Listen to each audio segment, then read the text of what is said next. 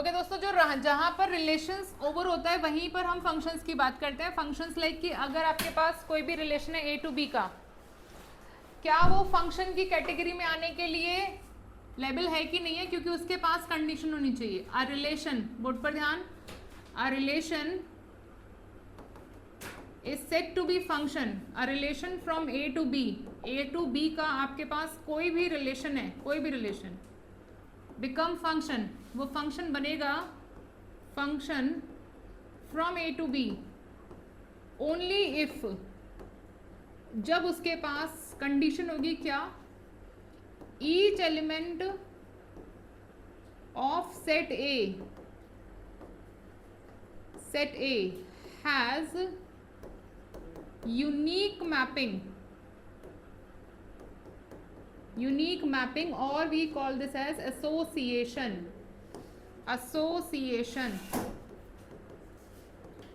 इन set B. ये दो बातें हैं यहाँ पर एक ही सेंटेंस में डाली है। ईच एलिमेंट ऑफ सेट ए के हर एलिमेंट के पास एक रैंडम मैपिंग यहाँ पर हम लेते हैं। एग्जाम्पल के तौर पर आपके पास ये सेट ए है, सेट बी है, विद एलिमेंट 1 2 3 4 5, विद एलिमेंट 1 2 3 4 5। अगर मैंने यहाँ से एक मैपिंग ली, रैंडम मैपिंग है, इस मैपिंग को क्या हम फंक्शन की कैटेगरी, रिलेशन तो है ये ए से बी का, नो डाउट, बट क्या ये फंक्शन की जो डेफिनेशन है उसको फॉलो कर रहा है? देखते हैं। पहली चीज है कि each element of set A, set ए का हर एलिमेंट एसोसिएट होना चाहिए यूनिकनेस के साथ। मतलब कि 1 4 पर आया, अब 1 कहीं और नहीं जा सकता, 2 2 पर गया, 3 1 पर गया, 4 4 पर गया, 5 3 पर गया। तो ये मैपिंग या फिर ये रिलेशन हमारा फंक्शन है।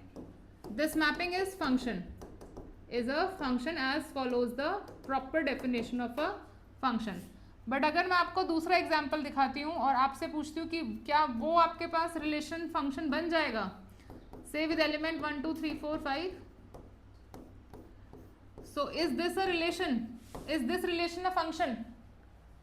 Yes. Again we need to check 1 is going to 2। अब देखो बच्चों, यहां पर जब मैं बोल रही हूं 1 2 पर मैप हो रहा है, 2 2 पर मैप हो रहा है, तो 1 के लिए तो यूनिक है ना 2, 1 कहीं और नहीं जा रहा, ठीक है। तो यहां पर आप जब मैपिंग कर रहे हैं तो 2 को किस तरह से बोला जाता है? 2 is basically, 2 is called image of 1 2 3 4 तक ही है। तो 2 को क्या बोला जाएगा? 2 इमेज है 1 की, 2 की, 3 की, 4 की। 1 की कोई और इमेज नहीं होनी चाहिए, 2 की कोई और इमेज नहीं होनी चाहिए, 3 की कोई और इमेज नहीं होनी चाहिए, यूनिक इमेज होनी चाहिए। इमेज भी बोला जाता है इनको, ठीक है। ये वर्ड आपको पता रहना चाहिए, इमेज। दूसरी बात, अगर मैंने 2 को इमेज बोला है, ये 2 तो इमेज है, 3 के लिए भी 2 इमेज है, बट ये सब क्या, इनको क्या कहते हैं? 2 को तो मैंने इमेज बोल दिया, ये सब है प्री इमेजेस। ये सब क्या है? ये सब है प्री इमेजेस। 4 भी है यहां पर, प्री इमेज ऑफ 2। तो pre images can be more than 1। Pre image पर यूनिकनेस की बात नहीं होती है, यूनिकनेस की बात होती है सिर्फ इमेज पर, कि एलिमेंट सेट ए के हर एलिमेंट का एक ही इमेज होगा सेट बी में। तो मैंने देखा 1 का इमेज है 2, 1 का कोई और इमेज नहीं है, 2 का इमेज 2, 3 का इमेज 2, 4 का इमेज 2।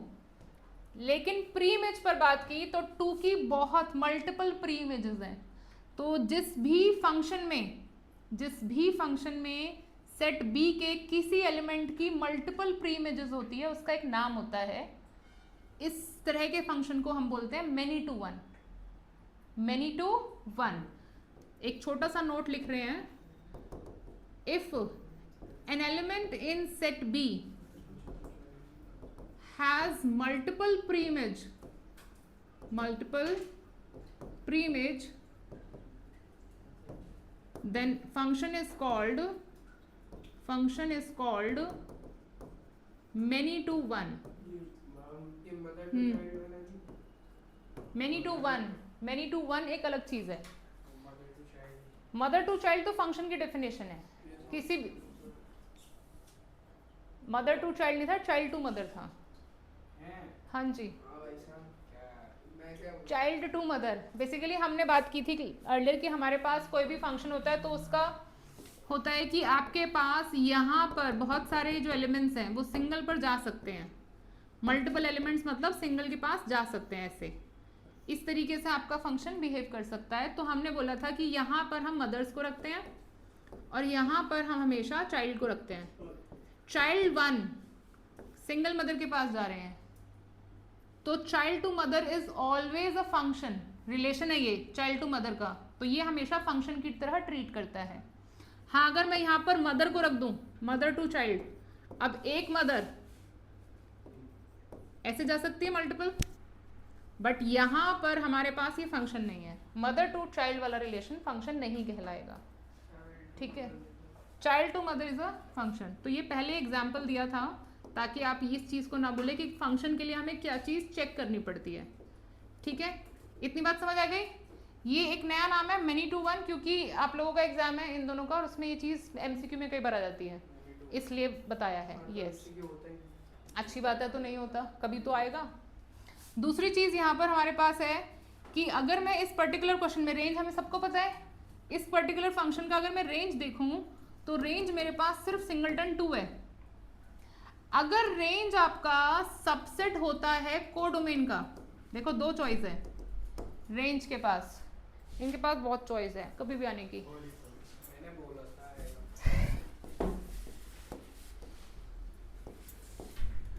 तो रेंज हमारे पास,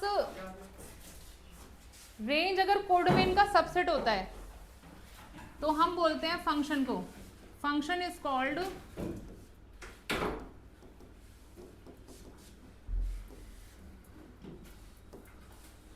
इनटू फंक्शन बोलते हैं। अब रेंज कभी भी कोडोमेन से बाहर तो हो नहीं सकता है, या तो रेंज कोडोमेन का सबसेट होगा या रेंज, अगर रेंज इक्वल टू कोडोमेन हुआ तो हम अपने फंक्शन को बुलाते हैं onto function, onto. तो ये दोनों चीजें आपके माइंड में स्टोर रहनी चाहिए, क्योंकि कई बार इन पर एमसीक्यू फ्रेम हो जाते हैं। एक मैपिंग देकर बोल देते हैं what kind of function it is, many to one, one one, onto, क्योंकि ये एग्जाम्पलर के अंदर एग्जाम्पल के थ्रू दिया गया है, ठीक है। तो अगर मेरे किसी मैपिंग में मैंने यहाँ पर अपना रेंज निकाला, रेंज अगर सबसेट हुआ कोडोमेन का तो फंक्शन क्या कहेंगे, इनटू, ठीक है। और अगर रेंज इक्वल टू कोडोमेन हुआ तो फंक्शन कहलाएगा onto. Is that fine? यहां तक क्लियर? अब हम कुछ एग्जांपल्स के थ्रू देखते हैं कि कैसे हमारा क्वेश्चन आएगा 1 1 ऑन टू पर। बातें नहीं होंगी, पीछे बातें करनी, क्लास से बाहर जाओ, नहीं कुछ बोलना बेटे। तुमसे पूछा मैंने, तुमने क्या बोला? ऑप्शन है many to one, on to,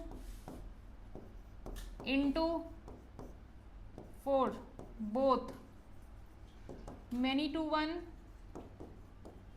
and onto. कौन सी ऑप्शन होगी? इस तरह से एमसीक्यू में आता है ये क्वेश्चन, ठीक है। बहुत छोटा सा ही कॉन्सेप्ट है, एक ही मार्क का होता है, तो बच्चे इतना, टीचर्स भी उतना ध्यान नहीं देते। बताओ जल्दी से। हाँ, ऑन टू,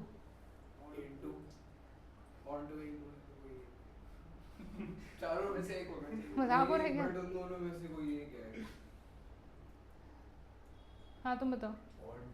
ऑन टू, तुम तो रहने दो। क्यों रहने दो? आंसर ऑन टू पता है मुझे।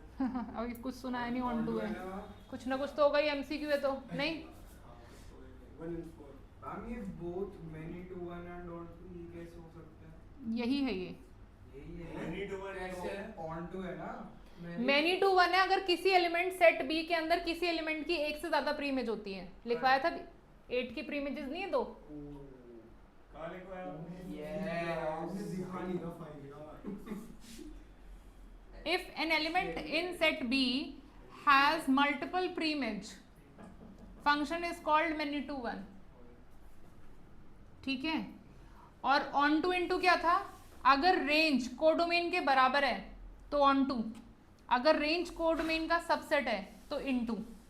ठीक, तो यहाँ पर आपके पास रेंज जो है that is same as codomain, तो ऑन टू है एंड मेनी टू वन है.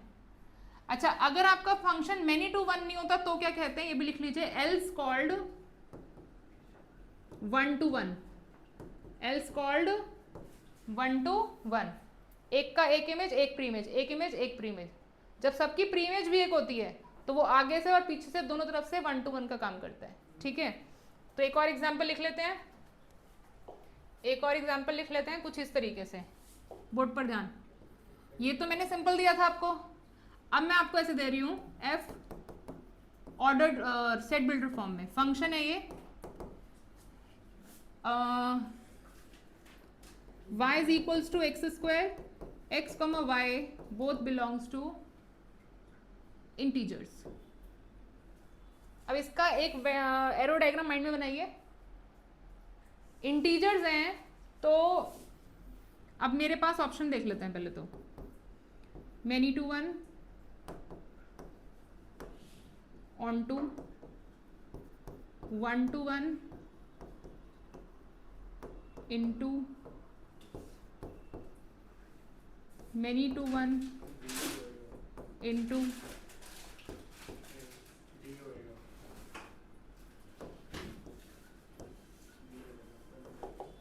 one to one,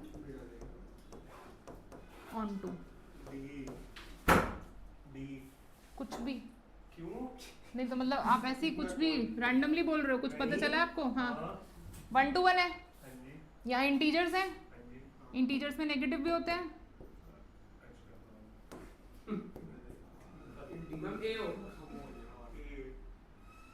on to होगा, रेंज कोडोमेन के बराबर होगी इसकी. इनटू इनटू बी बी नहीं सी सी सी सी नहीं, होगा, सब बना है, 3 होएगा. सी होगा, सी 3 होएगा. सुन लीजिए, थोड़ा बहुत बना लिया मैंने, सारा नहीं बना रही, इंटीजर्स बहुत वास्ट सेट है. 0 यहाँ पर पुट होगा, 0 का स्क्वायर 0, 1 लिया, 1 का स्क्वायर 1 माइनस 1 का स्क्वायर भी तो 1 है, 2 का स्क्वायर तो मैं अभी दादाजी बनाती हूँ यहाँ पर, 4 माइनस 2 का स्क्वायर भी 4, क्या 3. पार्ट तो यहाँ पर आप देख रहे हैं 2 का कोई प्रीइमेज नहीं आने वाला, 2 का कोई प्रीइमेज नहीं है, तो किसी का प्रीइमेज मिसिंग है, यानी कि इसका जो रेंज होगा उसमें 2 नहीं जाएगा, तो यानी कि रेंज कोडोमेन के इक्वल तो नहीं होने वाली है. दूसरा, मल्टीपल प्रीइमेजेस है तो many to one and into. सब आए और टूट के, क्या प्लानिंग करके आए थे क्लास चलते चल, तो कुछ संडे बड़ा क्या करना है घर पे नहीं. हम कर टेस्ट है. चलिए नेक्स्ट क्वेश्चन पर आते हैं. यहाँ तक समझ आ गया सबको? तो यहाँ पर इसके बाद हम ले रहे हैं special functions. Special functions, special functions में हमारे पास आता है मॉड्यूलस फंक्शन. मॉड्यूलस फंक्शन एक एक करके सारे डिस्कस करेंगे. दूसरा आता है आपके पास, नाम बताओ. Signum function. Third, greatest integer function. सभी समझाएंगे बेटा. इंटीजर फंक्शन सभी समझा रहे हैं बेटा, चिंता ना करें आप. और भी है, पहले भी तीनों पर बात करते हैं बेटा. मुझे ना क्लास में बात नहीं चाहिए, बात करने क्लास से बाहर जाओ, और मैं दोबारा नहीं रिपीट करूंगी इस चीज को. कह रहा है गुस्सा है, कान कम कर दियो, अंदर चले जाएगा. मैंने क्या बोला है तेरे को समझ आया है? तो यहाँ पर जितने भी फंक्शन हम बात कर रहे हैं they are real valued function. इसका मतलब समझते हैं, रियल वैल्यूड फंक्शंस. दोस्तों हम जितने भी फंक्शंस की बात करेंगे रियल वैल्यूड फंक्शन है मतलब क्या, कि जिनका आर और आर ये दोनों सेट ए और B are real number fix होंगे. ठीक है. अच्छा, इससे पहले मैं एक चीज बताना भूल गई, एक छोटी सी चीज, कि कोई भी फंक्शन अगर है, अब के बाद रिलेशन और फंक्शन में, रिलेशन में तो ये था कि जो सेट ए से रिलेटेड थे वो डोमेन में जा रहे थे, बट अब तो बाउंडेशन है ना कि सेट ए के सारे एलिमेंट्स को रिलेट होना है. तो अब से डोमेन पूरा सेट ए होगा। फंक्शंस के अंदर डोमेन सेट ए होती है, क्योंकि इसकी बेसिक कंडीशन है each element of set A must have unique image in set B. तो सबको ही रिलेट होना पड़ेगा, अगर कोई छूटा तो वो फंक्शन नहीं है। तो इसका मतलब अब जितने भी फंक्शंस की हम बात करेंगे ए टू बी, उसमें ये पहले से पता है कि ये डोमेन है और ये कोडोमेन है।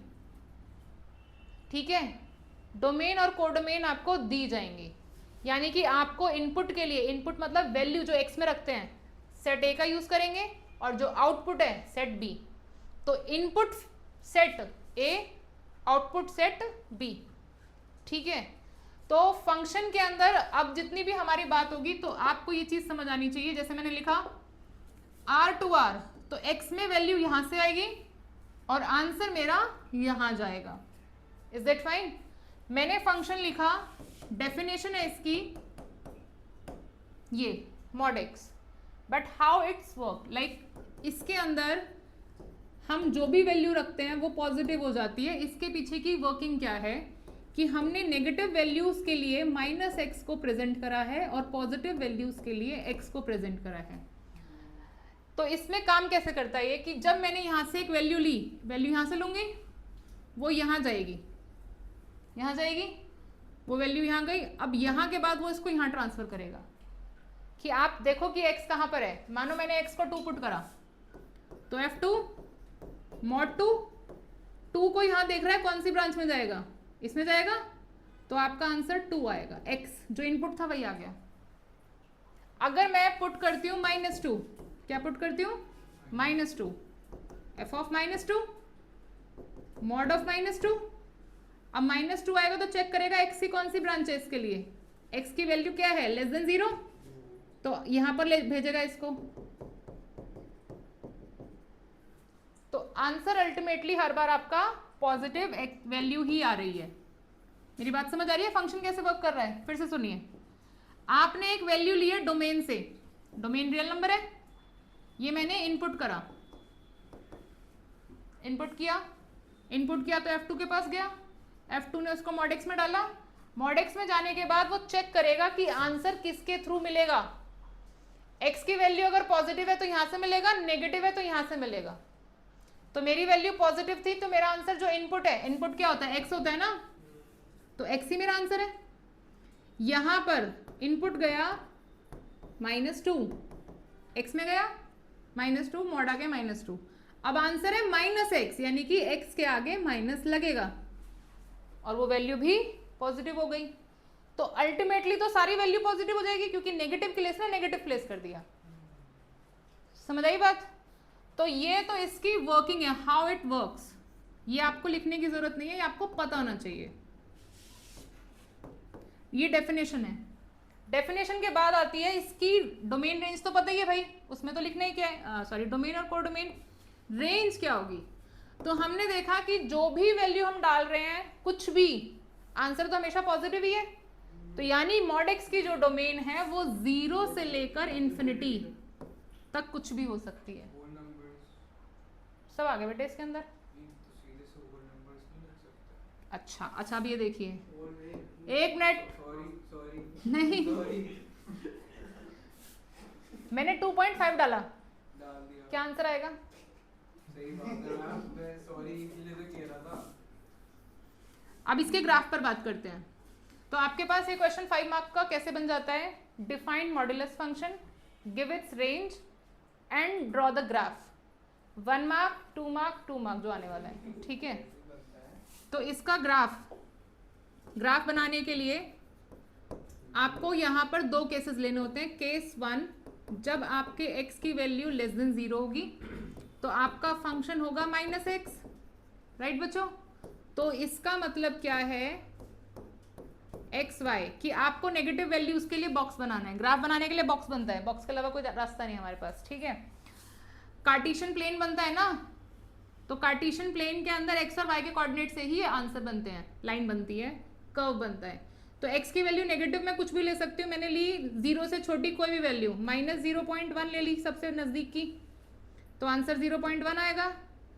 0.9 पर माइनस में 0.9 आएगा, -1 पे 1 आएगा, -2 पे 2 आएगा। इतनी बात समझ आई? दूसरा केस मेरा बनता है जब मैं इसमें नेगेटिव वैल्यूज के लिए बॉक्स बना रही हूँ, केस 2 x की वैल्यू पॉजिटिव, सॉरी, तो मेरा फंक्शन है y, सॉरी x है मेरा फंक्शन क्या है x। तो यहाँ पर अब आप कई बच्चे बोलते हैं कि y कहाँ से मिल रहा है, तो जो आंसर होता है वो y होता है, मैं वैल्यू डालूंगी जो आंसर प्रोड्यूस होगा दैट इज y।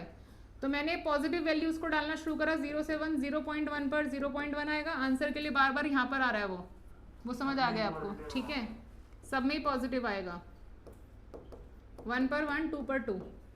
अच्छा, मैंने 0 के इतने नज़दीक की वैल्यू क्यों प्लेस करी है, क्योंकि कई बच्चों को ये कन्फ्यूजन हो जाता है, मान लो किसी बच्चे ने मोर देन 0 लिया तो वो 1 पुट करता है, ज़्यादातर बच्चे के माइंड में 1 आता है 0 के बाद, तो 1 पे 1 जाएगा, वो 2 पे 2 जाएगा, 3 पे 3 जाएगा, तो उसका ग्राफ कुछ ऐसे बनेगा, 1 पर आकर रुक जाएगा क्योंकि उसने आगे की वैल्यू तो ली नहीं, तो वो लगेगा उसको कि इसके आगे बनेगा नहीं। अब -1 पे -1 पे 1, -2 पर 2, लेकिन ये आगे तक आ रहा है और ऐसे आ रहा है और ये 0 पर 0 भी ले रहा है, ठीक है। तो हमारा जो मॉड एक्स का ग्राफ होता है वो वी शेप में होता है, मॉड एक्स का ग्राफ वी शेप में होता है। इसमें आप अपने लिए एक क्वेश्चन ले सकते हैं जिसको खुद आप घर पर करेंगे, F R to R, for F R to R F X is equals to mod X plus 2 के लिए फाइंड करेंगे range and draw the graph, draw the graph. आप क्लास में ही है शायद से, और दोबारा मैंने बोला था बोलेंगे नहीं, बेकार की कोई बात। नेक्स्ट, यहाँ तक कोई डाउट है किसी का?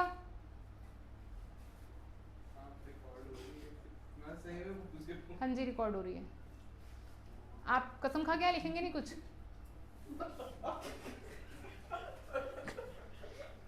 हाँ भाई, कसम खा के आए घर से, आज लिखना नहीं है बेटे, अभी तुमसे लिखवाऊंगी ना, एक वर्ड नहीं निकलेगा तुम्हारी कॉपी में।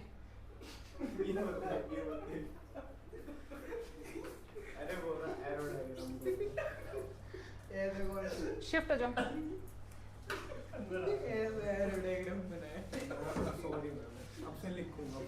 समझ रहा था, बहुत दिनों बाद करना है, 4 बार ही कर चुके भाई। चलिए नेक्स्ट,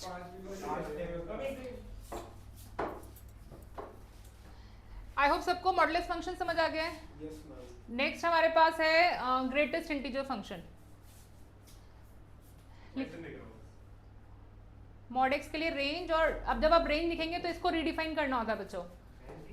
जब आप ग्राफ बनाते हैं ना, ग्राफ के लिए रेंज तो सबको पता है 0 से इन्फिनिटी आएगा, चाहे मैं मॉड x -2 दूँ, x+2 दूँ, कुछ भी दूँ, लेकिन जब इसका ये बनेगा तभी हम ग्राफ बना सकते हैं, क्योंकि ग्राफ में केसेस बनते हैं।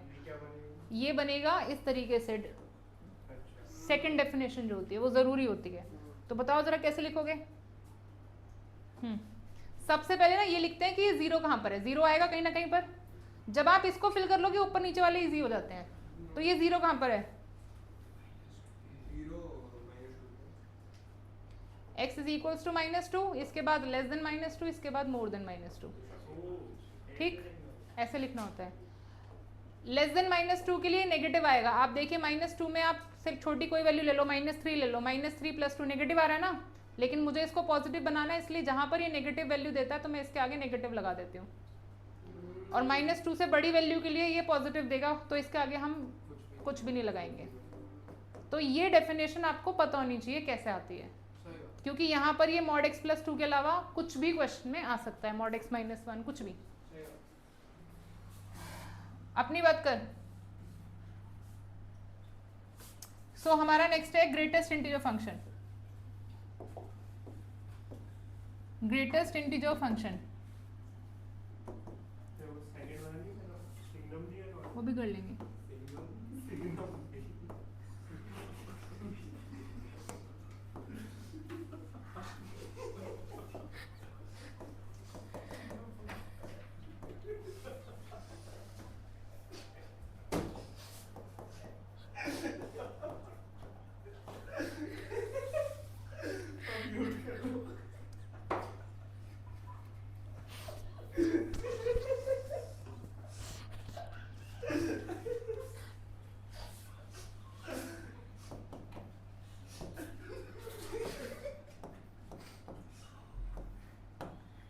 काम नहीं है तुम्हारे पास। इधर ध्यान दीजिए, क्लास में हो गया, ठीक है। और अब दोबारा तुम लोगों ने कोई बात की ना बेटे, सिंगम और सिग्नम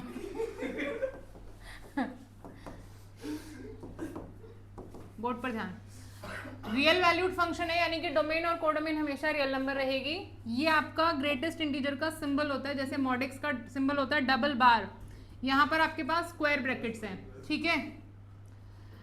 अब यहाँ पर इसकी रीडेफिनेशन मैंने लिखी है कि ये एक्ट कैसे करता है, क्योंकि किसी भी फंक्शन में बिहेवियर आपको पता होना चाहिए कि उसमें इनपुट के बाद आउटपुट कैसे जनरेट होती है। यहाँ पर आंसर हमेशा इंटीजर ही आता है and less than the input, ये इसकी बेसिक डेफिनेशन है। Output is an integer less than input. इसको समझो, अब बोर्ड पर ध्यान। वही मैंने यहाँ पर लिखा है कि अगर मैंने पुट किया, अब ये इसकी हाउ इट वर्क पहले देख लेते हैं, हाउ इट वर्क। सो बच्चों, अगर मैंने इसमें 2.3 डाला, ये यहाँ गया, इसने इसको वैल्यू दे दी आगे। 2.3 के बाद चेक करेगा कौन सी ब्रांच है यहाँ पर, तो आंसर 2 है। ब्रांच चेक करेगा आप कौन सी ब्रांच के अंदर आपका x आ रहा है, तो इसका आंसर 2 आएगा। और डेफिनेशन देखो क्या है कि आपका आंसर इंटीजर होगा इससे छोटा, तो 2.3 से छोटा इंटीजर तो 2 ही है, ठीक है। अब अगर मैंने इसमें पुट करा 3.9,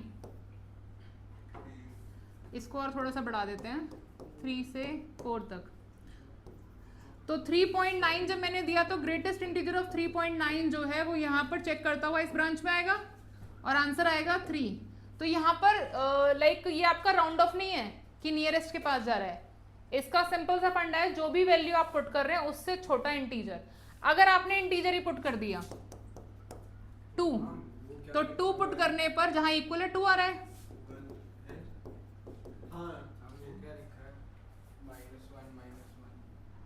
कॉमा है बेटा, ये रेंज और ये इसका रिजल्ट है। हाँ, तो 2 पुट करने पर इक्वल 2 पर 2 आंसर आएगा। इसमें आंसर हमेशा इंटीजर ही आ रहे हैं, ऑल इंटीजर। अगर मैं यहाँ पर देखूं तो ये मेरा कैसा फंक्शन है, मेनी टू वन। क्योंकि अगर आप, ये चीज माइंड में चलनी जरूरी है बच्चों, प्योर मैथ्स लिया आपने, कि अगर मेरे पास यहाँ पर बहुत सारे रियल नंबर है तो 0 से 1 जितने भी आ रहे हैं वो सब 0 पर जाएंगे। 0.1 0 पर जाएगा, 0.2 भी 0 पर जाएगा, 0.3 भी 0 पर जाएगा, देख रहे हैं आप। तो ये मेनी टू वन है और इसका जो रेंज है, कई बार ये एमसीक्यू में आ जाता है, for greatest integer function many to one onto, तो ये आपको पता है अगर कि कैसा है तो आपको समझ आएगा ऑप्शन कौन सा लेना है। दूसरा, इसका रेंज, इसका रेंज सिर्फ इंटीजर्स होता है, सिंबल बना सकते हैं या फिर सेट बना सकते हैं, 0 1 -1 2 -2 और डॉट डॉट डॉट। हाँ जी, जो आपने 2 इनपुट लिया उसका तो 1 आएगा ना बेटा, 2 पर 2 है, ये रहा। Output even integer less than input less than 2 है, लेस देन 2 पर 1 आ रहा है, तो 1 आएगा ना। तो लेस देन 2 थोड़ी ना 2 पुट करा है मैंने, वो लेस देन 2 है, 2 से छोटा, 2 और 2 से बड़ा, ये 2 और 2 से बड़ा। इक्वालिटी कैसे पढ़ते हैं, अगर मैंने लिखा है तो ये 2 से बड़ा है, और अगर मैंने ये लिखा है तो 2 और 2 से बड़ा, तो यहाँ पर वही लिखा है 2 और 2 से बड़ा। जब भी पुट करोगे तो 2 आंसर आएगा, ठीक है। इसको आगे की कोशिश कर रहे हैं, कैसे ही गलत प्रूफ हो गया। ठीक है, हाँ बोलो। ये पहली बार है, ये समझ में आ गया। ये सिर्फ इतना है कि आप अपना आंसर कैसे बता रहे हैं, ये तो डेफिनेशन है, ये तो मैंने लिखा है ना आपके लिए, एक्चुअल तो बात ये है।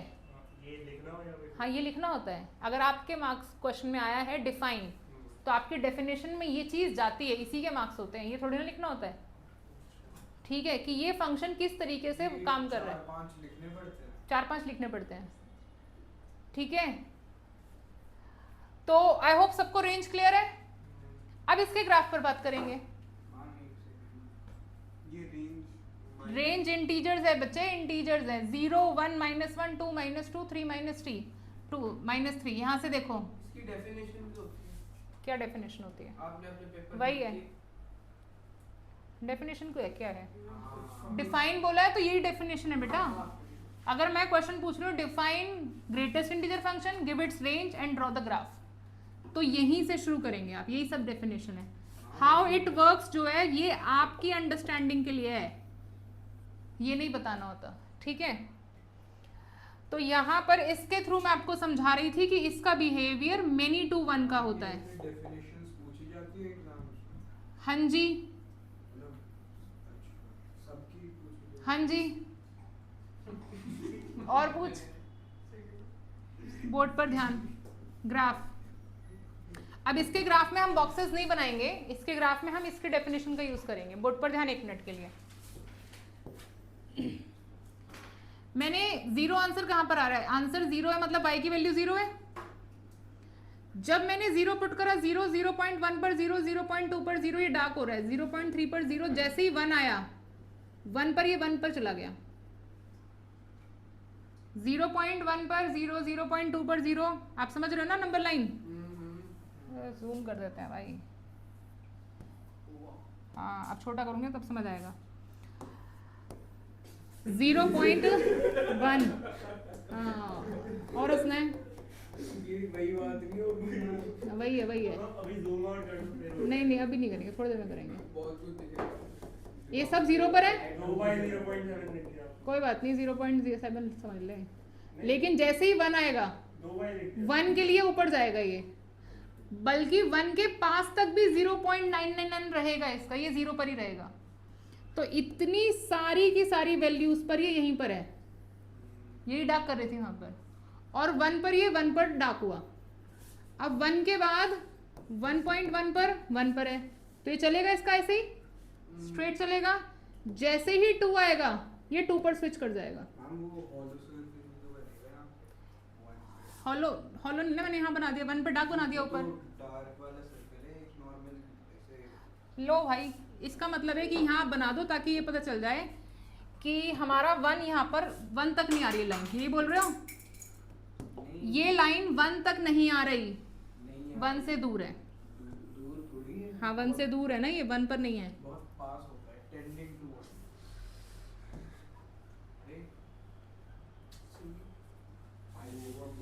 तो इस तरीके से आप आगे इसको बना सकते हैं, ठीक है। तो this is called step graph, इसका ग्राफ होता है स्टेप ग्राफ। सीधा लाइन बेटा आपको इसको ड्रॉ करते वक्त इस चीज का ध्यान रखना है कि आपको 2 पर डार्क करना है, फिर इसको ओपन रखना है। ऐसे ओपन क्यों है कि 2 के ऊपर 2 आंसर नहीं है, 2 पर 2 है, 2 पर 1 नहीं है, 2 पर 2 है, 2 पर 1 नहीं है, 2 पर 2 है, ठीक है।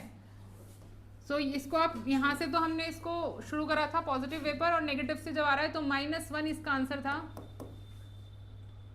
-1 पर -1 आंसर है, और यहाँ तक ऐसे चल रहा है। तो ये आपका स्टेप ग्राफ होता है, स्टेप ग्राफ। नेक्स्ट हमारे पास डेफिनेशन है, नेक्स्ट डेफिनेशन है greatest integer function, signum function. मतलब हंसी जाओगे अब, यही आता है। तभी तेरे को देख के रोज हंसते हैं ये, समझ आ रहा है मुझे। 1 बार 2 बार मतलब यार क्या है यार। मैं नहीं है। नहीं मैं तो बेटा अभी तेरे क्लास के बाद तू यहीं पर रुकेगा आज, और आज तेरी सॉरी सुनी नहीं जाएगी। अरे बता दे मैंने तेरे को, अब तू सॉरी बोलना शुरू करेगा। अब मुझे पता है, अब यहीं पर कॉल लगेगी तेरे मम्मी और पापा दोनों को लगेगी। ये जो तू क्लास में बोल रहा है रिकॉर्ड हो रहा है सब, सबूत के साथ।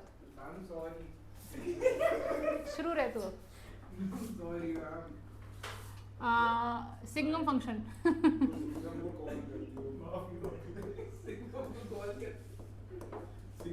सिग्नम फंक्शन में क्या होता है बच्चों, बोर्ड पर ध्यान। सिग्नम फंक्शन में पहली बात तो रियल वैल्यूड फंक्शन है, real number two real number जाएगा। दूसरा इसमें इसकी 3 तरह से डेफिनेशन आती है, लेकिन इसकी जो सबसे बेसिक डेफिनेशन है, जो फंक्शन ऊपर मॉड में है वो नीचे विदाउट मॉड है। तो अगर मैं मॉड x लेती हूँ तो नीचे x, अगर मैंने ऊपर मॉड x प्लस 1 लिया है तो नीचे मॉड x प्लस 1, ये सब सिग्नम ही कहलाते हैं। जैसे कि मॉड x प्लस 2 भी तो मॉड x फंक्शन ही है ना, तो ऐसे ही अगर मैं इसमें x प्लस 2 लिख दूं तो ये भी सिग्नम फंक्शन ही है। अगर मैं mod x minus 1 upon x minus 1 लिख दूं तो भी ये सिग्नम फंक्शन है। ये सबका सेम बिहेवियर होता है, ठीक है। तो यहाँ पर अभी इनिशियली हम मॉड एक्स से ही शुरू करते हैं कि mod x upon x, mod x upon x. अब इसकी डेफिनेशन देखो, हमने डेफिनेशन मॉड एक्स की पढ़ी है, राइट। एक्स 0 पर 0 होता है, मॉड एक्स के लिए लिख रही हूँ, लेस देन 0 पर माइनस एक्स होता है। लेस देन 0 पे -1 नहीं होगा सर मॉड एक्स की है ये अभी, जागे रहो क्लास में, बीच बीच में मत जाओ, या तो सो जाओ पूरी तरीके से। अरे ऐसे नहीं होता ना भाई, या तो सोते रहो। ये आ गया, ये मॉड एक्स की है, लेकिन मेरे पास डिनोमिनेटर में x भी है, तो अब मैं सबके डिनोमिनेटर में x लिख रही हूँ। 0/x तो 0 होगा। तो ये फर्दर सॉल्व होके अब क्या आएगा, -1 when x is less than 0, 0 when x is equals to 0, 1 when x is more than 0। ये भी सिग्नम फंक्शन है, ये भी सिग्नम फंक्शन है, ये भी सिग्नम फंक्शन है, तीनों एक ही चीज है। मॉड एक्स है, मॉड एक्स की डेफिनेशन लिखी थी, x लेस देन 0 पर -x, 0 पर 0, मोर देन 0 पर x। बट मेरे क्वेश्चन में मॉड x अपॉन x है फंक्शन, तो सबके डिनोमिनेटर में x लिखा, -x upon x, 0 upon x तो 0 ही होगा, उसको नहीं लिखा, x अपॉन x। ये कैंसिल होके -1 आएगा, 0 और 1। तो ये फंक्शन आपका मैनी टू वन है, समझ आ गया होगा आपको, क्योंकि सारी नेगेटिव वैल्यूज -1 को ही अप्रोच कर रही है, -1 को अप्रोच कर रही है, सारी पॉजिटिव वैल्यूज सिर्फ 1 को अप्रोच कर रही है। तो इसकी रेंज जो है बच्चों, that is a set -1 0 1। Interval नहीं बनाना इसमें, सिर्फ 3 ही आंसर है पर्टिकुलरली। ग्राफ इसके ग्राफ के लिए हम कोई सच केसेस नहीं बनाएंगे, directly we can draw the graph. 0 पर 0, 0 के जस्ट बाद कुछ भी आप लेंगे 1 आंसर आना शुरू हो जाएगा, तो 1 पर ही आपकी मार्किंग होगी सारी। 1 पर भी 1, 2 पर भी 1, 3 पर भी 1, 4 पर भी 1, सब पर 1 1 1 1 आता रहेगा। 0 पर 0 आएगा। 0/0 तो नॉट डिफाइंड होता है। अरे भाई 0 हमने पहले शुरुआत 0 से करी थी, मॉड फंक्शन से। 0 बाय एनी नंबर इज 0, उसको ऐसे लिखा है। बट एनी नंबर भी तो 0 ही है। नहीं, इसमें हम इस केस के अंदर हम जब इसको डायरेक्टली देखोगे नॉट इक्वल टू 0 लिखोगे, इसको डायरेक्टली देखोगे, उसके लिए अलग से केस बना है। 0 पर 0 जो आप बोल रहे हो ना, mod x upon x, 0/0 form, वो लिमिट्स में होती है, जब लिमिट्स फाइंड की जाती है। अभी हम यहाँ पर वैल्यू फाइंड कर रहे हैं। हमने बोला है इस फंक्शन को 0 पर 0 आंसर देना है, इसमें पुट नहीं कर रहे हैं बेटा, इसमें पुट नहीं कर रहे हैं, 0 पर 0 आंसर अलग से बन रहा है वो। सो -1 होगा व्हेन नेगेटिव वैल्यूज। तो ये ग्राफ में कोई डाउट है तो बताइए। यस बेटा, क्लियर है दोनों को, आप लोगों को? हरीश क्लियर है बच्चे? कोई डाउट है तो बताओ। ओके, मैंने कुछ बोला तेरे को? Next question, next function basically main तो हो गए हमारे।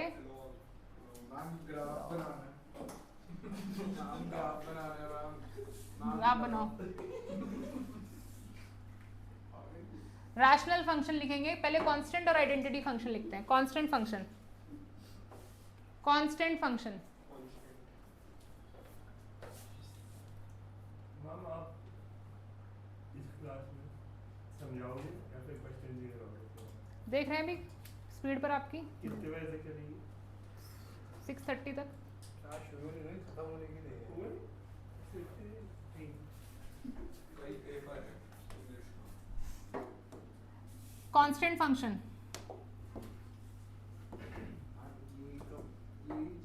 कांस्टेंट फंक्शन में आपके पास फंक्शन रियल वैल्यूज से रियल वैल्यूज रहता है, डोमेन रेंज आपका यही रहता है। लेकिन अगर हम बात करेंगे कि फंक्शन की definition, so it can be any constant c belongs to real numbers. तो ये इसकी बेसिक डेफिनेशन है। इसकी डोमेन रेंज निकालने के लिए आपको इस c को एग्जाम्पल के थ्रू करना होगा। मेरी बात समझ आ रही है? c की कोई वैल्यू लेनी पड़ेगी। क्या क्या आप क्या ले रहे हो? कंसिडर इस फंक्शन की पहले हम डेफिनेशन देखते हैं, फिर इसे कंसिडर करते हैं। f r to r F X is equals to, आप कोई भी नंबर ले लीजिए, कोई भी अपनी मर्जी का नंबर, 126 टू ले रहे हैं, ग्राफ भी बनाना है बेटा, 126। तो यहाँ पर अगर मैं देखूं, मैं कुछ भी इनपुट कर रही हूँ, आउटपुट 2 ही आ रही है, तो इसका रेंज तो साफ दिख रहा है, सिंगलटन 2, सिंगलटन 2 इसका, और ये मैनी टू फंक्शन है और इनटू भी है, क्योंकि इसका आंसर सिर्फ एक ही है, रेंज कोडोमेन का सबसेट है। ठीक है, अगर मैं इसके ग्राफ पर बात कर रही हूँ, तो इसके अगर आप इसमें बात कर रहे हैं तो रेंज आप सीधा सीधा सी लिख सकते हैं, सिंगलटन सी। ग्राफ बनाने के लिए बेसिकली जरूरत पड़ेगी, क्योंकि सी आपका जब तक एज ए नंबर नहीं दिखेगा आप ग्राफ नहीं बना सकते। तो इसमें आपका आंसर हर बार 2 आ रहा है, तो एक बॉक्स आप जनरेट कर सकते हैं, क्योंकि ये स्ट्रेट लाइन बनेगी, आप कुछ भी इनपुट दे रहे हैं आपका आंसर 2 ही आ रहा है, यही आ रहा है, 4 पर भी 2 आ रहा है, so it's a line y is equals to 2 है ना, पैरेलल टू एक्स एक्सिस बनेगी। कैसे? 1 पुट करने पर 2 आ रहा है, 3 पुट करने पर भी 2, 4 पुट करने पर भी 2, 5 पुट करने पर भी 2, तो ये एक लाइन बनेगी ऐसे, y is equal like this is a line, graph है ये जो आपका फंक्शन का है। सिग्नम में 2 लाइन बनती है, ये एक ही है, ये समझ आ गया है? बस ओह ज्ञानी आदमी, ठीक है, यहाँ पर ये तो कहीं पढ़ाया ही नहीं है, अब यहाँ पढ़ा दिया, स्कूल में भी नहीं पढ़ाया। कोई बात नहीं, मैंने पढ़ा दिया। पढ़ते हो आप स्कूल? हाँ कभी कभी मुहूर्त देख के। आइडेंटिटी फंक्शन, आइडेंटिटी फंक्शन, नाम ही लिखना है, इससे कॉपी कर लेना। नाम कुछ लिख रहा है, सब कुछ कर रखा है अरे भाई कोई बात। Identity function R to R fx is equals to x, मतलब कि जो इनपुट वही आउटपुट, जो इनपुट वही आउटपुट। रेंज बता सकते हो आप मुझे? थैंक गॉड कुछ तो बोला। तो क्योंकि इसका रेंज अब हमारे कोड में, क्योंकि जो हम पुट कर रहे हैं वही हमारा आंसर आ रहा है, तो इसका रेंज पूरा रियल नंबर्स होगा, और ये ऑन टू फंक्शन है अब तक का पहला, ऑन टू फंक्शन है, क्योंकि आप जो पुट कर रहे हैं सबके लिए आंसर है और एक ही आंसर है, तो ये 1 to 1 भी है और ऑन टू भी है, पहला फंक्शन है अब तक जितने सारे फंक्शन पढ़े हैं। So this is 1 to 1, 1 to 1 and onto function. I hope ये समझ आ रहा है सबको क्यों लिख रही हूँ मैं ऑन टू। हाँ जी कराया है, क्योंकि इसके पिछले साल कुछ क्वेश्चन आए थे स्कूल के एग्जाम में आप ही लोगों के, तो इसलिए मैंने ये टॉपिक ले लिया आज। ठीक है, सो रेंज आ गया R। अब इसका ग्राफ बनाते हैं।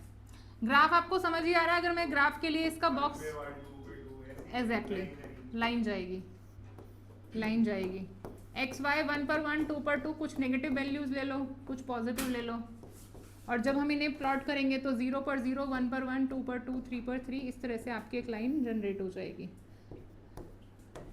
ये ओरिजिन से पास होगी बच्चों। नाम मतलब अगर मैंने कुछ भी वैल्यू डाली तो वही वैल्यू बनेगी। इन आइडेंटिटी इसलिए इसका नाम है। F X is equals to X, जो इनपुट है वही आउटपुट है। ठीक है,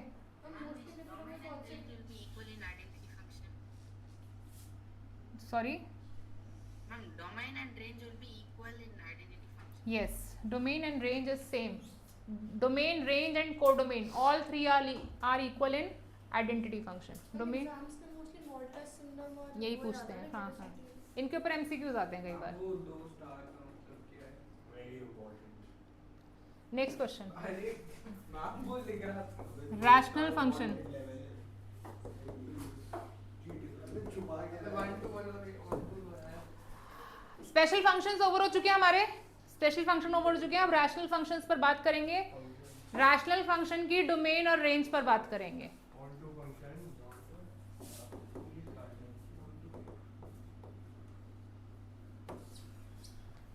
हमारे पास डोमेन और रेंज पर बात करेंगे हम, स्पेशल फंक्शन ओवर हो चुके हैं। रैशनल फंक्शन कैसा होता है? पी बाई क्यू फॉर्म में। तो पहला क्वेश्चन अगर मैं दे रही हूँ F X is equals to 1 upon X minus 2, simple question से शुरू करा है, आपको फाइंड करना है इसका डोमेन रेंज। अब ये क्योंकि हमारे स्पेशल फंक्शन नहीं है तो इनके डोमेन रेंज को डोमेन कुछ नहीं पता आपको, तो आपको बताना है इस फंक्शन में हम कौन कौन सी, डोमेन क्या होता है, आप वो वैल्यूज बताते हैं डोमेन में जहां पर मेरा फंक्शन डिफाइन होता है, उसके लिए एक आंसर रेडी होता है। अगर मैं यहाँ 2 पुट करूंगी तो 1/0 इन्फिनिटी है, और इन्फिनिटी हमारे पास नॉन रीचेबल पॉइंट है, तो इसमें मैं 2 नहीं पुट कर सकती। तो इसका जो डोमेन है रैशनल नंबर्स के लिए, डोमेन में आपका डिनोमिनेटर जो है वो 0 अवॉइड करना है आपको बस। तो all real number except 2, all real numbers accept 2। इसके रेंज निकालने के लिए हम इसे फिर से रैशनल फंक्शन बनाएंगे। सुन लो मेरी बात, प्रोसेस क्या है। ये रैशनल है ना, रैशनल में अगर मैं इसको y की फॉर्म में लिख दूं, मतलब कि मेरे को y बताना है, रेंज इज बेसिकली y के आंसर क्या क्या है, तो मैं लेट लेती हूँ y is equals to fx। अभी ये फंक्शन मुझे x की फॉर्म में दिख रहा है ना इक्वल टू में, अब मुझे y इक्वल टू में x के इक्वल टू में देखना है इसको। मतलब क्या है कि मैं इसको x in terms of y कर दूंगी, मतलब एक तरफ x बाकी तरफ y। सॉल्विंग करते हैं थोड़ी सी, दोबारा से हम इसे रैशनल फंक्शन बना रहे हैं, लेकिन इस बार y की टर्म्स में, इस बार y की टर्म्स में। तो मैं इसको लिख लेती हूँ yx is equals to 1 + 2y, x is equals to 1 + 2y upon y। आ गया रैशनल, मतलब दोबारा एक रैशनल फंक्शन ही बना रहे हैं, बट अब y की फॉर्म में। और अब क्योंकि हमें y देखना है, y कहाँ होगा, अब ये बता देगा y कहाँ होगा, वहाँ कहीं भी होगा बट 0 नहीं होगा। तो y belongs to r except 0। हाँ पता था तो बता दिया। अब अगर 2 जो है वो नहीं हो सकता, तो 2 के साथ जो पॉसिबल वैल्यू है बस वही नहीं होगी, बाकी तो सब होगा। 2 के साथ तो पॉसिबल वैल्यू नॉट डिफाइन थी। हाँ बस उसके अलावा सब होगा। हाँ तो वही बता दिया। वो तो ऐसे भी बता सकते थे, ये करने की जरूरत थी, जो हो जाएगा जरूरत थी। क्या कर रहा है यार, मत करना भाई। जुए जा रहा कोई। हाँ इधर, हकीकत ही हो रहा है। अब बताओ जरा इसकी रेंज, नहीं करने की जरूरत है ही नहीं। ये रेंज निकली है उसकी -2 तो और कुछ नहीं सर, सिंगलटन सेट कितने अटेंटिव हो आप क्लास में। मैं बता दूं r minus single set range निकली 0 सिंगल सेट क्या, सिंगलटन सेट 0 इसका आधा मार्क कटेगा रेंज निकली। मैं बता सकता हूं डोमेन बताएं, थोड़ी कृपा करें। डोमेन तो अरे यार पता है यार -2 नहीं होगा, 2 नहीं होगा, बोलने दीजिए प्लीज। हाँ सब हाँ सुन रहा है। सही कह रहा है। 2 -2 दोनों नहीं होगा। अच्छा 2 हाँ। नहीं, सिर्फ -2 नहीं होगा। -2 नहीं होगा, पुराना वाला जो -2 नहीं होगा। पहले में सिर्फ डिनोमिनेटर को देखना है, न्यूमरेटर 0 हो सकता है। हाँ अब आप डोमेन को देख के आंसर बोलते थे ना, रेंज बताइए। r माइनस सिंगलटन सेट 0 गलत, अभी मैं बता दूं गलत है। अरे अच्छा आप बता रहे r हैं। -2 होगा। अच्छा हाँ ये तो गलत ही है, y नहीं सही, प्रोसेस पर आते हैं। y is equals to x minus 2, ये भी सही हो पॉसिबल। जाइए क्रॉस मल्टीप्लाई, फिर से हम x इज इक्वल टू में लिखेंगे और तभी पता चलेगी रेंज क्या आएगी।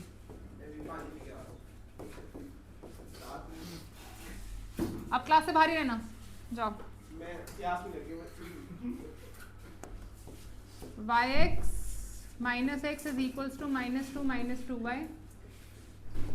तो ऐसे रैंडमली हम आंसर नहीं दे सकते हैं जब तक कि हम प्रोसेस को फॉलो ना करें, ठीक है। अब इसका answer all real number except 1 आएगा।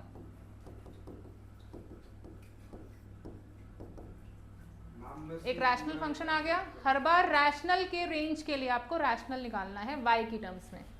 तो इसका जो रेंज होगा एक्सेप्ट 1, हम ऊपर वाले भी लिखना था, लिख लीजिए। नहीं पूरा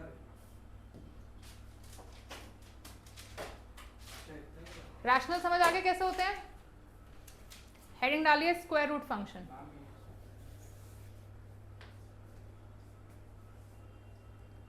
स्क्वायर रूट फंक्शन,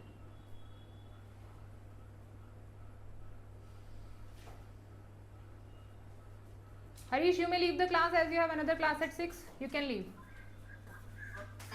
ओके बेटा। कौन से function? Square root functions. Square root क्या होगा? लिख लिया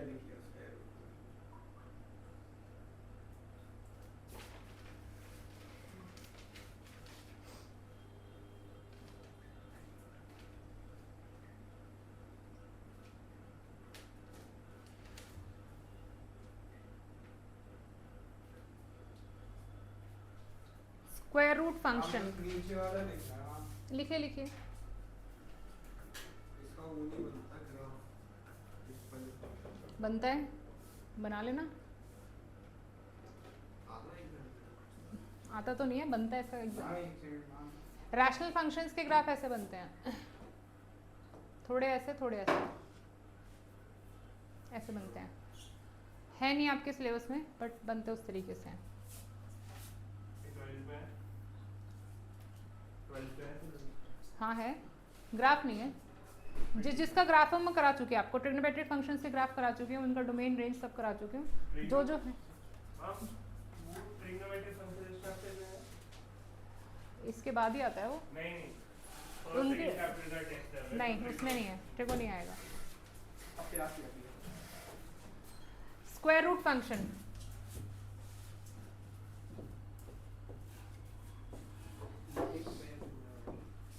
स्क्वायर रूट फंक्शन के अंदर आपको सिंपल एक बात का ध्यान, बातें नहीं, question is same, find domain range.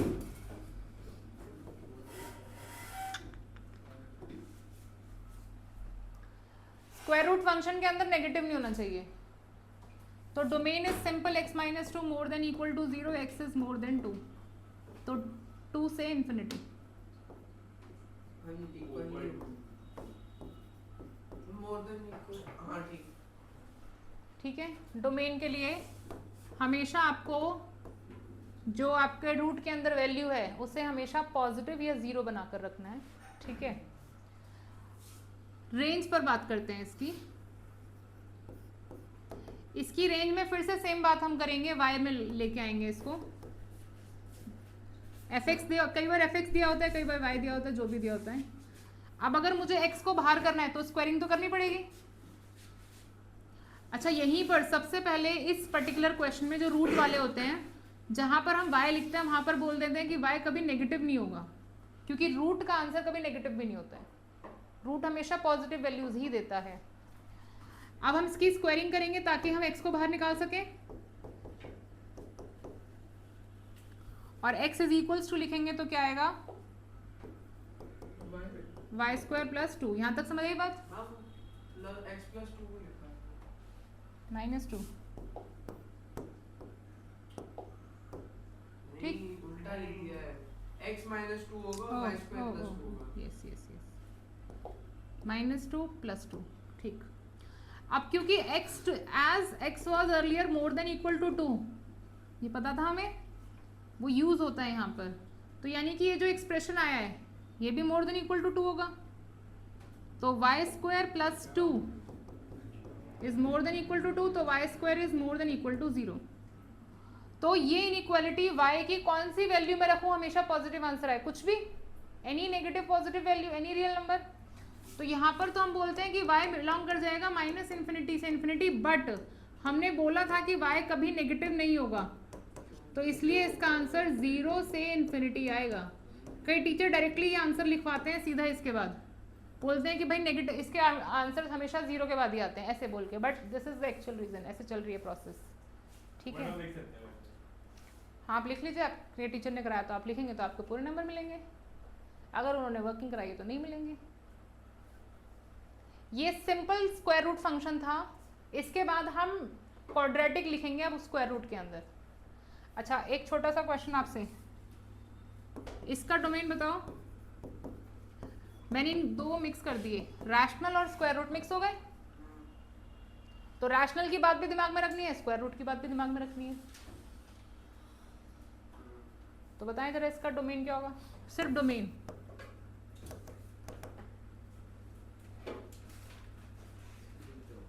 रुके हुए हैं, 2 टू इन्फिनिटी होगा। 2 ओपन है क्लोज है, मतलब यही होगा जो पहले था, ओपन, हाँ यही होगा। मतलब सेम होगा, मतलब यही होगा। नहीं ये नहीं होगा, ये नहीं होगा, क्लोज होगा, 3 आएगा। सर ये close 3 to infinity, 3 to infinity। 3 इतना सारा क्यों छोड़ दे पीछे? आपको बीच में बोलना जरूरी है?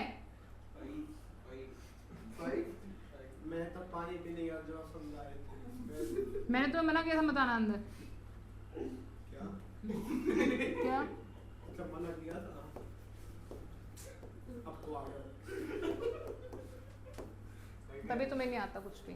यही तो बोला था मैंने। यही तो बोला। मामू तीसरे नंबर पे, चौथे नंबर क्लोज्ड पे नहीं होना चाहिए वहाँ। क्लोज्ड नहीं होना चाहिए। क्यों नहीं क्लोज्ड होने पे वो 2 आएगा, 2 पे वैल्यू 0 होती है, 0 रैशनल में अलाउ नहीं है। मैम ये एक्सप्लेन कर दो। एक्सप्लेन ही कर रही हूँ, क्या कर रही हूँ? नहीं नहीं, जैसे आपने वो कहना है। भाई ये रैशनल और स्क्वायर रूट मिक्स हो गया है। हाँ जी, स्क्वायर रूट के अंदर नेगेटिव नहीं आएगा, रैशनल में डिनोमिनेटर 0 नहीं होगा। हाँ जी। तो जिस वैल्यू पर वो 0 हो रहा था वो मैंने हटा दी। हाँ, 2 पर 0 हो रहा था, x - 2, हाँ तो 2 हटा दिए, x पॉजिटिव रख ली सारी। तो मेरा मतलब तो ये तो 3 to मैं समझ गई तुम्हारा मतलब, चिंता मत करो। तुम 3 to infinity बोलो, तुम 4 to infinity बोलो, तुम 5 to infinity बोलो, 2 से बड़ा कुछ भी बोल दोगे, मतलब ऐसा नहीं होता। सिर्फ 2 हटेगा, बाकी सब आएगा। क्लियर? तो 2 फंक्शंस मिक्स भी हो सकते हैं एक साथ में। नेक्स्ट लिख रहे हैं स्क्वायर रूट के अंदर ही अंडर द रूट 9 - x²। हम ये कराया था आपने। अच्छी बात है, आपको याद है तो। बहुत लोग इसके अंदर हमारे पास डोमेन से शुरू करना है। नाम की रूल से हम थोड़ा सा क्या लगे था जो नाम इसमें आप मत बोलो क्लास और भी में, तो एक टाइप था। मत बोलो, कुछ भी मत बोलो।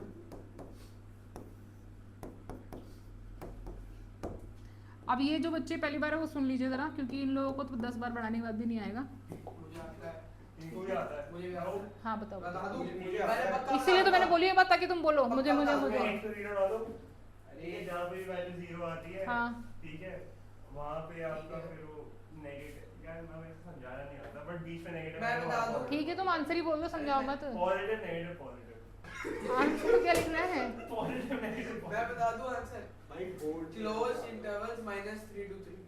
हाँ अच्छा वो पूछ रहे थे। हाँ वही पूछ रही तो थी। इनको लगा वो कैसे आएगा। नहीं, वो अब आप सुनिए बच्चों, आप दोनों।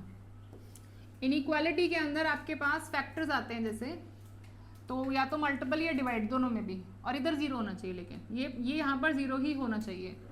तो रूल है हमारे पास, एक्चुअली ये रूल हम इनइक्वालिटीज चैप्टर में पढ़ते हैं, बट वो लेटर ऑन है, तो पहले उसके कुछ रूल पढ़ रहे हैं कि अगर आपके पास 2 फैक्टर्स हैं इस तरह से और इस तरीके से, तो ही ये रूल फॉलो होता है।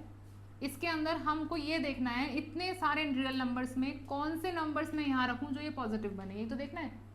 तो ऐसे देखना तो डिफिकल्ट है, तो इसके लिए रूल है कि हम पहले वो पॉइंट देखते हैं जहाँ ये 0 है। मैंने इसके फैक्टर बना लिए, ये 3 पर और -3 पर 0 है, तो मेरी नंबर लाइन 3 हिस्सों में बट गई। 3 हिस्सों में बटी, तो अब मैं एक एक हिस्से से एक वैल्यू लेकर इसमें डायरेक्टली पुट करूंगी। यहाँ से कोई वैल्यू ले लो, मैं यहाँ से लेती हूँ वैसे, क्योंकि ये 0 मिलता है मुझे इसके बीच में।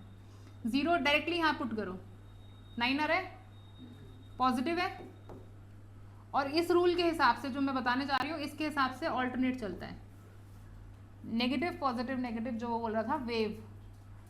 पहले जो भी आप, अगर यहाँ पर पॉजिटिव आता तो यहाँ नेगेटिव, यहाँ पॉजिटिव होता, तो मेरा आंसर यानी कि मेरी पॉजिटिव वैल्यू इस पोर्शन में है, तो मेरा x बिलोंग करेगा -3 से 3 पर। समझे बात? इसी इंटरवल, जिस इंटरवल में पूरे के अंदर पॉजिटिव आया है, वहीं पर मेरा आंसर कैप्चर हो जाएगा -3 से 3। ये मेथड जो मैंने बताया ये फैक्टर्स के थ्रू निकलता है, क्योंकि फैक्टर्स से हमें पता चलता है 0 कहाँ बन रहा है हमारा फंक्शन।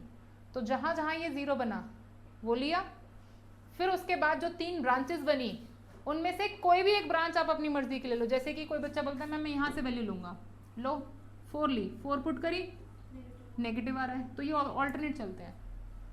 ठीक है, तो जिस भी ब्रांच में पॉजिटिव आंसर है वही मेरा आंसर बन चुका है। अब इसके बाद अगर हम रेंज पर बात करें तो इसकी फाइनल जो मेरी डोमेन आ गई है। रेंज के लिए मेरे पास मैं इसको y लूँगी under the root 9 minus x square, और मैं साथ में बोलूँगी हर बार जब रूट वाला फंक्शन होगा कि मेरा y कभी नेगेटिव नहीं होगा, 0 हो सकता है, -3 पर और 3 पर 0 है तो 0 हो सकता है। तो अब फिर से वही प्रोसेस, स्क्वायरिंग बोथ साइड, फिर से इसे बाहर आगे पीछे करना पड़ेगा। y square is equals to 9 minus x square, x square is equals to 9 minus y square. तो अल्टीमेटली मैं वापस उसी क्वेश्चन पर आ गई, क्योंकि मैं y की तरह क्वेश्चन को देखना चाह रही थी। अब मुझे y के बारे में पता करना है, तो फिर से हम बोलेंगे 9 minus y square more than equal to 0 होना चाहिए। सेम प्रोसेस पूरा चलता है और फिर से ब्रांचेस बन जाती है आपकी। और क्योंकि हम बार बार नहीं करेंगे तो हम डायरेक्टली बोल देते हैं कि y बिलोंग करेगा -3 से 3, लेकिन हमने बोला था कि हमारा y नेगेटिव नहीं हो सकता, यहाँ पे हर बार बोलते हैं, तो इसलिए मेरा आंसर y बिलोंग करेगा 0 से 3। ठीक है, नोट कर लीजिए।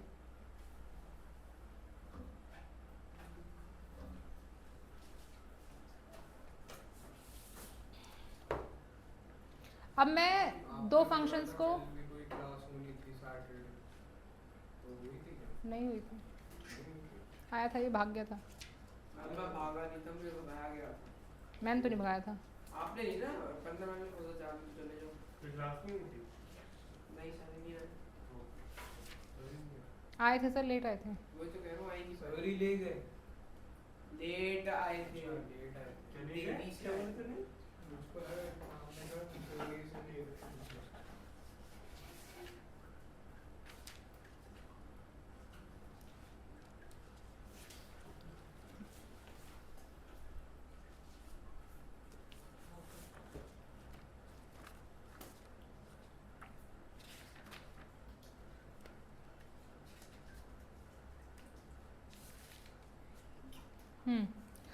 क्वेश्चन है नेक्स्ट, रैशनल और मतलब आपको डिटरमिन करना है यहाँ पर रेंज, डोमेन रेंज दोनों बता सकते हैं।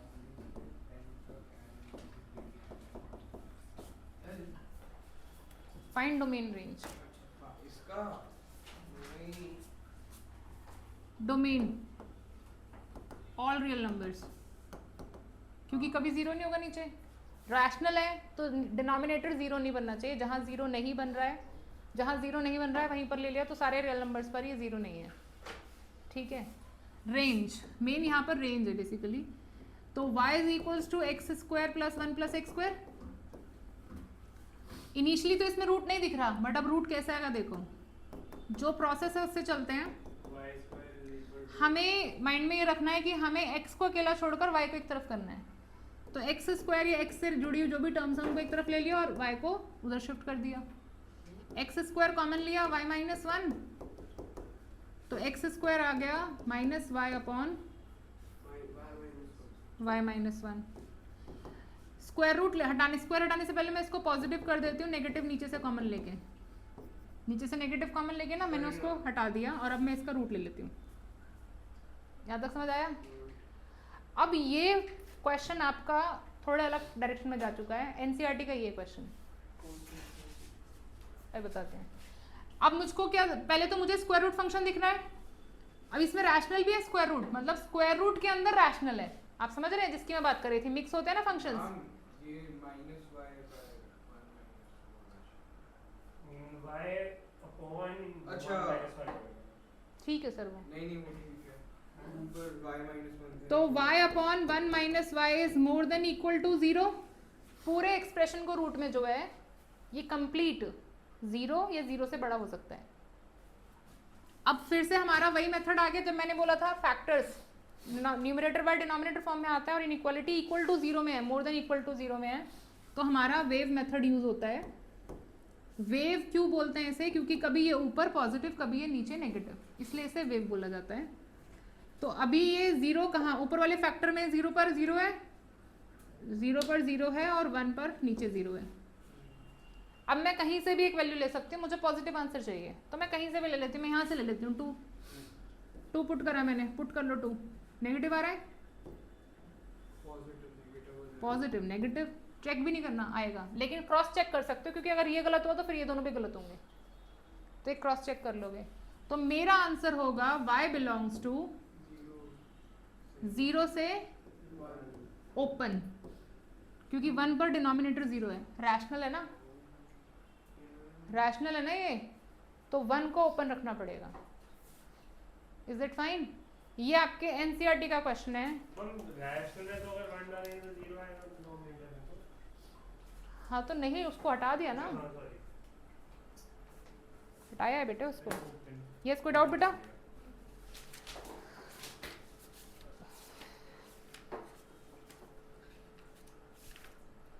ये आपके एनसीईआरटी का क्वेश्चन नंबर 6 है, मिसलिनियस का। करना है, ये रहा, यही है, सब करा दिया मिसलिनियस में। सब करा दिया। Domain range. हमारी क्लास तो मैम 1-1.5 घंटे की रहती है, रिकॉर्डिंग सिर्फ 23 मिनट 30 मिनट। नेक्स्ट क्वेश्चन, हटा दें इसको। हाँ, बट इतनी कम मैम, मतलब इतनी भी ज़्यादा बात